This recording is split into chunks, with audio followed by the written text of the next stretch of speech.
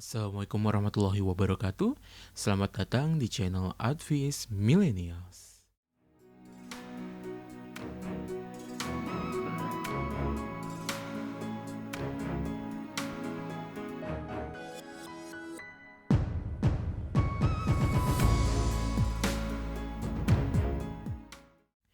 Bagi yang baru pertama kali kesini, salam kenal, nama saya Raffi Ahmad Razak, STMAB, AWP, QWP, AEPP, WMI, dan insya Allah sebentar lagi akan WPPE.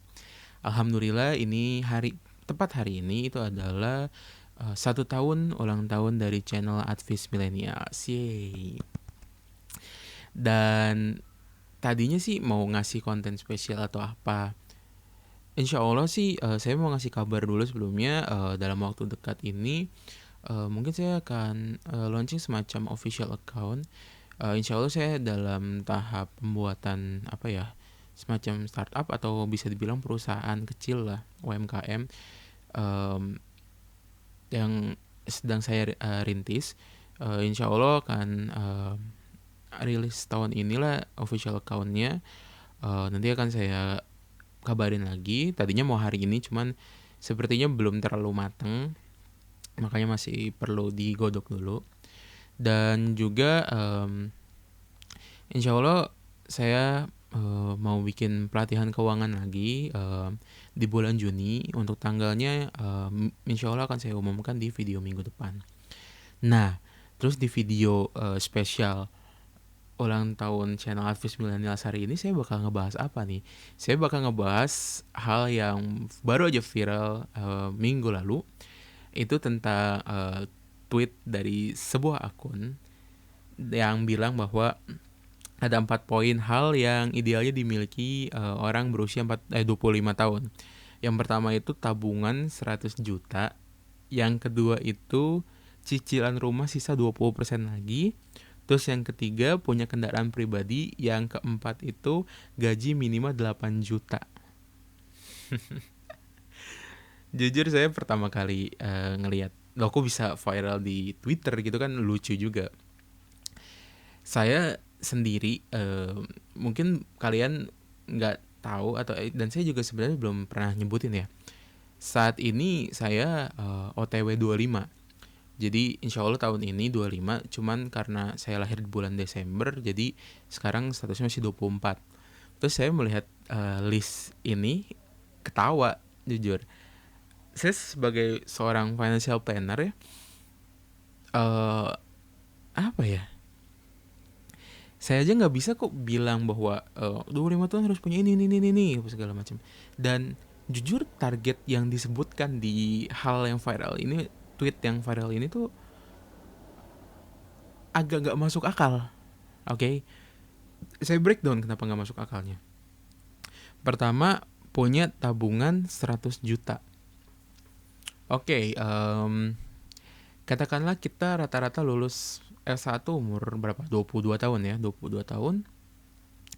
Terus juga katakanlah 25 tahun berarti kan 3 tahun kerja. Gaji katakanlah kita masuk dengan 5 juta per bulan. 5 juta per bulan dalam 3 tahun ya, kita kali aja 36. 5 kali 36 itu sekitar 180 juta. Loh, nabung 100 juta kan gak mustahil berarti. Ya gak mustahil. Berarti dalam 3 tahun kita hanya pakai 80 juta buat seluruh keperluan kita. Ya. Bayangin gini deh, simpelnya berarti 80 juta nih kalau kita bagi 36 lagi tuh, ya budgetnya berarti sekitar berapa? Simpelnya 36, 2, 72. Iya, sekitar 2 jutaan per bulan. 2 juta per bulan. Nah, itu tergantung hidup kalian di mana. Iya, 2 juta per bulan kalau di Jakarta atau di Bandung, ya itu harus hidup sederhana gitu kan. Kosan aja katakanlah kita ngekos gitu, 1 juta. Iya, sisa 1 juta. Kita sebulan cuma bisa ngeluarin untuk makan, transport, dan lain-lain 1 juta. Bagi saya sih, ya gimana ya, itu hidup sangat pas-pasan sih. Ya nggak tahu ya, saya berbicara ya sebagai ya maksudnya di kota lah seperti itu. Tapi mungkin di desa masuk akal, cuma ya di desa 5 juta per bulan ya belum tentu, mungkin UMR-nya kan lebih rendah gitu kan. Tapi kalau memang goals-nya umur 25 tahun punya tabungan 100 juta aja, tok di situ doang masuk akal. Oke. Sampai situ masuk akal, cuman dengan restriksi keuangan per bulan dengan hidup yang harus sangat-sangat sederhana setiap bulannya bisa. Terus poin kedua, ini yang menurut saya paling tidak masuk akal, yaitu cicilan rumah sisa 20% lagi. Oke. Setahu saya ya, di sekitar Jabodetabek atau di kota-kota besar seperti Bandung, rumah ya yang sekitar 45 meter, ya istilah tanah 60 meter persegi, luas tanahnya 60 meter persegi, luas bangunan 45 meter persegi, ya rumah minimalis lah. Itu aja harganya udah sekitar 500 jutaan. Dia bilang cicilan tinggal 20% lagi. 20% lagi itu berarti kan sisa 100 juta ya. Berarti kita udah harus masuk 400 juta. Ini yang menurut saya nggak masuk akal. Dapat 400 juta selama 3 tahun. Kecuali, ya sekali lagi saya mengekskludkan pekerjaan-pekerjaan yang income yang nggak masuk akal seperti trader atau YouTuber atau artis atau apa yang gitu-gitu ya, yang pekerjaan seperti itu ya. Saya kan kalau mereka lebih fluktuatif ya, nggak bisa benar-benar diukur 100% persis. Saya ngambil mayoritas aja lah, istilah mayoritas masyarakat Indonesia ya, sebagai pekerja lah, baik itu di pabrik, baik itu di kantor, baik itu di pemerintahan atau bagaimana. Ya tadi kita dengan asumsi 5 juta per bulan, tadi aja saya bilang selama 3 tahun itu dapatnya cuma 180 juta. Ya.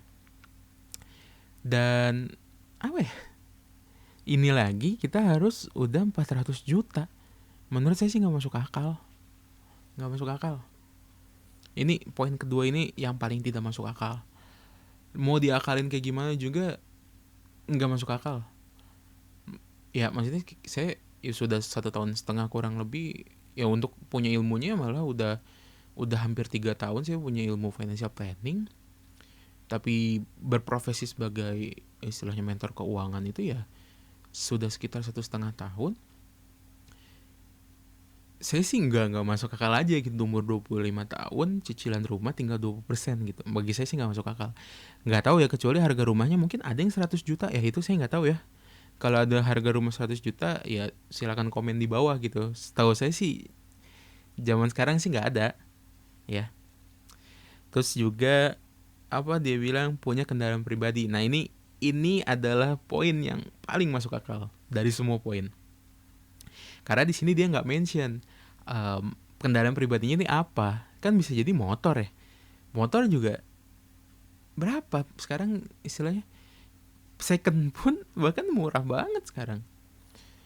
Ya nggak banget sih, murah aja ya. Murah lah, istilahnya paling belasan juta, sekalipun mau apa, mau Matic yang besar gitu kayak NMAX, PCX gitu-gitu. Ya 30 juta dalam 3 tahun ya masuk akal menurut saya sih. Sangat masuk akal. Baik dicicil, baik cash, masuk akal punya kendaraan pribadi umur 25 tuh masuk akal. Tapi sangat masuk akalnya motor ya. Kalau mobil masuk akal juga, cuman kemungkinan sih paling dapatnya LCG sih, mobil-mobil yang 100 jutaan. Ya kalau yang lebih dari itu ya tadi aja saya bilang punya tabungan 100 juta hidupnya harus melarat gitu kan. Gimana mobil-mobil mahal. Umur 25 tahun ya saya bilang ya. Ini soalnya dia bilang 25 tahun loh. Dan saya asumsikan ini dia statementnya ini atau ya. Kalau dan ini tweet paling gak masuk akal yang pernah saya baca di financial planning lah. Terus terakhir dia bilang gaji minimal 8 juta. Ya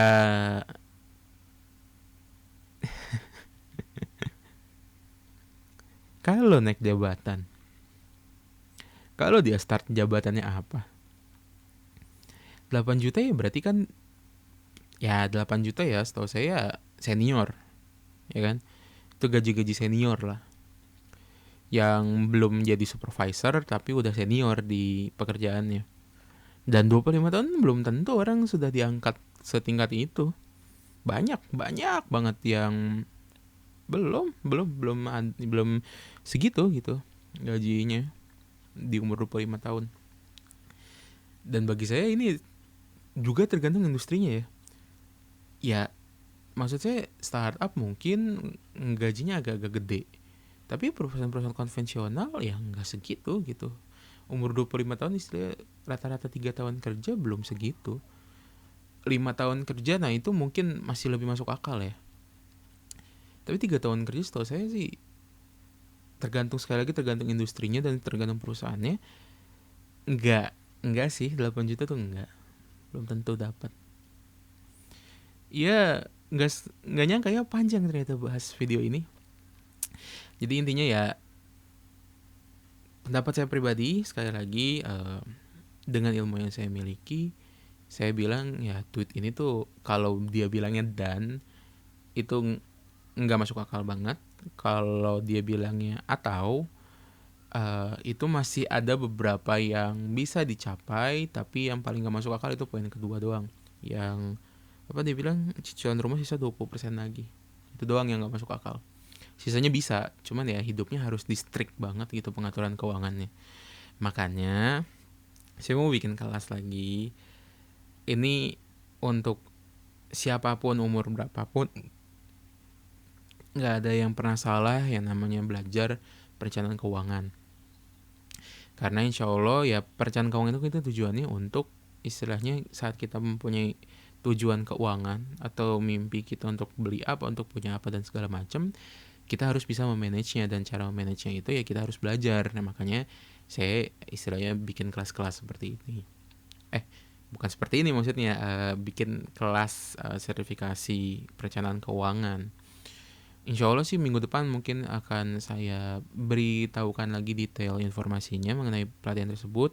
Terus insya Allah lagi minggu depannya juga saya akan mengabarkan kabar bahagia mengenai launching quote and quote official accountnya calon perusahaan saya.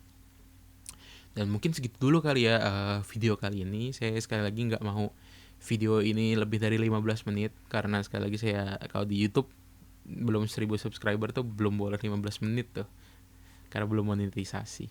Makasih, saya Raffi Ahmad Razak pamit. Assalamualaikum warahmatullahi wabarakatuh.